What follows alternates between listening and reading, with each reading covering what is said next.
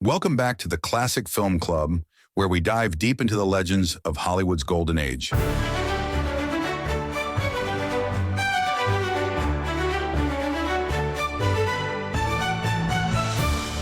Today we're tackling a question that's both simple and endlessly complex.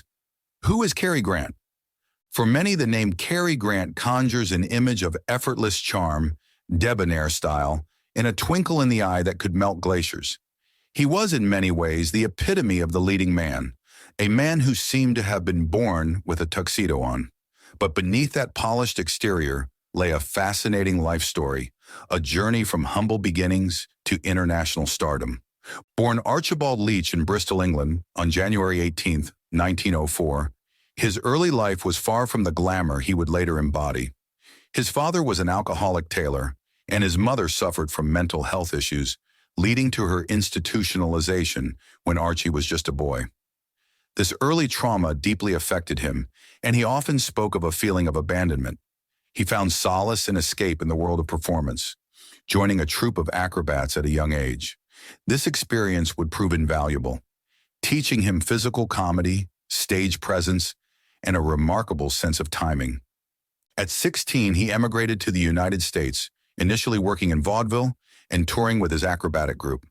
It was during this time that he began to shed the skin of Archibald Leach and cultivate the persona of Cary Grant. He adopted the name in 1927, a decision that would forever etch him into cinematic history. His distinctive name, coupled with his striking looks and suave demeanor, quickly caught the attention of Hollywood.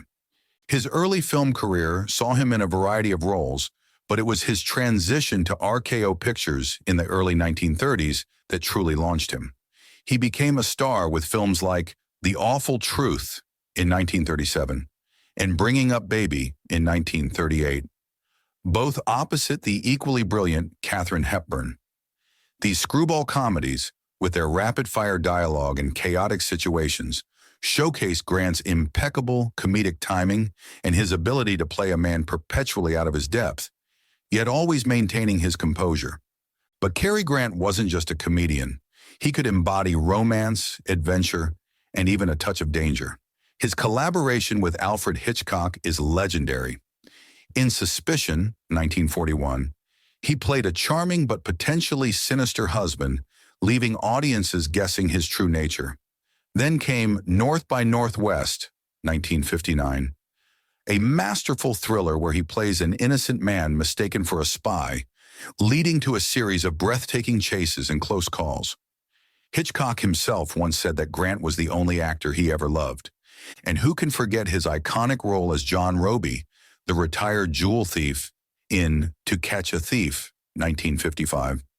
Set against the breathtaking backdrop of the French Riviera, this film solidified his image as the ultimate sophisticated adventurer, charming and elegant even while evading the law. His filmography is a testament to his versatility. He starred in dramas like An Affair to Remember, 1957, A Timeless Tale of Love and Loss, and None But the Lonely Heart, 1944, a poignant drama for which he received his first Academy Award nomination. He also ventured into musicals, most notably in Kiss Them for Me, 1957, and even explored more complex characters in films like Indiscreet, 1958. Throughout his career, Grant was nominated for 2 Academy Awards for Best Actor, for Penny Serenade in 1941 and None But the Lonely Heart in 1942-1944. However, in a surprising twist for an actor of his caliber and popularity, he never actually won an Oscar. In 1970, he was awarded an honorary Academy Award for his unrivaled mastery of the art of screen acting. It was a fitting tribute to a man who, despite never taking home a competitive statue, had undeniably shaped the landscape of cinema. What made Cary Grant so special? It was more than just his good looks and charm. He was a master craftsman. He meticulously curated his image, and he understood the power of performance. He was also known for his professionalism on set, always prepared and always a gentleman. Yet behind the scenes, he was a complex individual, grappling with his past and the pressures of maintaining his carefully constructed persona. He was married 5 times, and his personal life was often a subject of public fascination and speculation. Cary Grant retired from filmmaking in 1966, choosing to focus on his life off-screen. He spent his later years as a respected figure, often attending film festivals and appearing at events, still possessing that signature charisma.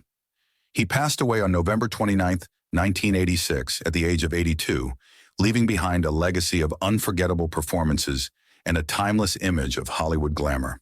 So, who is Cary Grant? He is the suave gentleman who could conquer any situation with a smile. He is the master of comedic timing, the romantic lead who swept audiences off their feet, and the man who proved that true stardom is a combination of talent, dedication, and an enduring mystique. He is quite simply an icon. That's all for this episode of the Classic Film Club. Join us next time as we explore another fascinating chapter in cinematic history. Until then, keep those reels rolling.